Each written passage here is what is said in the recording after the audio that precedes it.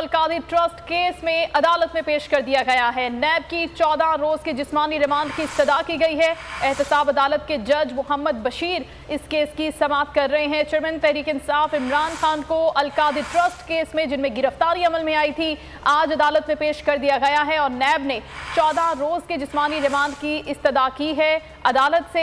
एहतसाब अदालत के जज मोहम्मद बशीर इस केस की समाअत कर रहे हैं। अहम खबर आपके साथ शेयर कर रहे हैं। चेयरमैन तहरीक इंसाफ इमरान खान को अदालत में पेश कर दिया गया है अलकादी ट्रस्ट केस, जिसमें उनकी गिरफ्तारी गुज़श्ता रोज अमल में आई थी।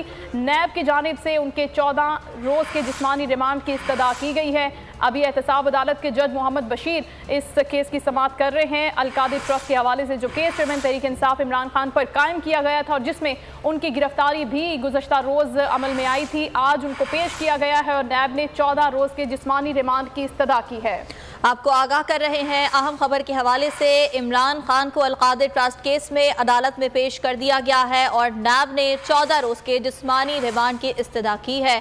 एहतसाब अदालत के जज मोहम्मद बशीर समाअत कर रहे हैं और आपको बताएं कि इमरान खान के वकला भी वहां पर मौजूद हैं। हुसैन चौधरी से मजीद जानेंगे सूरत हाल क्या है। जी हुसैन, बताइएगा क्या खबर आ रही है आपके पास? इमरान खान को अलकादी ट्रस्ट केस में अदालत में पेश कर दिया गया है और नैब की जानिब से 14 रोज़ के जिस्मानी रिमांड की इस्तदा की गई है, जबकि इस वक्त समाअत का सिलसिला जारी है। हुसैन चौधरी हमें इस बारे में मजीद बताएंगे। जी हुसैन।